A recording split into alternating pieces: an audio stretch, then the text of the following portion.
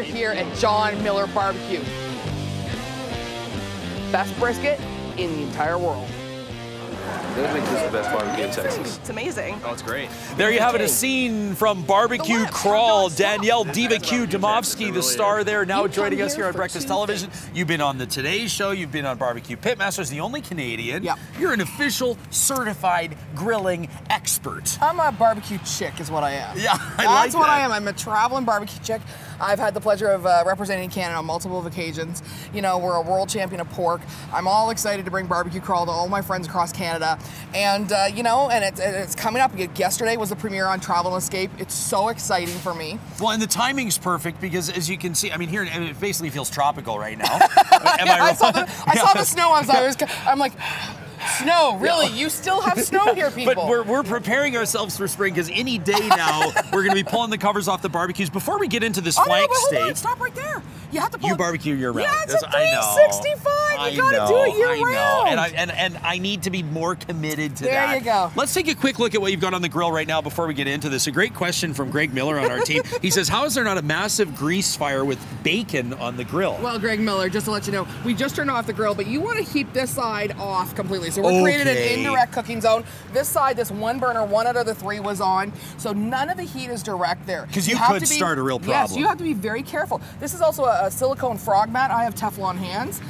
It's just like, I really do. I am actually touching the grill because that's I have no feeling left in them. Okay, Danielle, we're going to get some more bacon tips coming up at about 8:40, but right now, flank steak. Now, correct me if I'm wrong, my impression of flank steak has always been inexpensive and somewhat chewy. It's chewy, it's tough, but it's a great flavorful cut of meat if you know how to do it. Okay. So we have a quick marinade. So we've got some rosemary. Fresh rosemary, of course. We've got some garlic, lots of garlic. Yeah. Okay, lots of garlic. Yeah, okay. It's a Ukrainian town here, you know that. Oh, yes, that's true. You can true. never have too much garlic. We have a cup of soy sauce. There's some salt in there, of course, so no additional salt other than the soy. Now here's the key right here. This is a rice wine vinegar. And a rice wine vinegar has a lot of acidic properties. So those acidic properties help break down the protein on the flank steak. Okay. Therefore, once you're done this, you want to leave this in your fridge overnight. As you leave it overnight, it's going to help break down some of those proteins so that when you go to grill it, it's going to be, it's going to be lovely and delicious. Garlic powder? This is onion powder with a little bit of parsley in it. So it's super easy. Yeah. Now for a tinge of sweetness, now this is a different one. A couple tablespoons of molasses. It's an old school flavor because what happens is that it helps caramelize the crust of the steak. So it gives it an even deeper, richer feeling to it. And of course, black pepper and beef. Okay, but like you said, no additional salt because of the soy sauce you put in, but a little cracked pepper. So you want to like how easy is that? You throw that in at the end of the day. You're going to give it a good massage. You're going to go and talk to it. Say, hey, ask it how it's doing. You're going to get flavorful. How its day was. I'm going to eat you tomorrow. That's what you're ready. I'm going to eat you. It's going to be delicious. Okay, now while it's marinating, you said you're going to leave it overnight in the fridge. Are you going to want to continue to do that rub? Flip it over a couple times. Okay. It's like, this is easy grilling at home. Now, once you've done the marinade, let's be clear, that's going in the garbage, right? Yeah, you got to make sure that when you get your steak out of there, your flank steak out of there, discard that marinade. Because you're gonna. It's done. Yeah, your insides are going to be in trouble, right? So you pulled that out. This was a marinated steak. You grilled it. Did you sear it high heat and then crank it down? Is that conventional? I did go in a little bit high heat, and we're just going to go and we're going to give you some pieces. And this is about a medium. I know this is rude, but look at you. You're already in there. What can I say? You know. You want to slice it on the bias. Now, making sure that you slice across the grain. That's super important. Cut across the grain. How come? Because then the pieces of the meat fall apart in your mouth better, and it gives a better texture.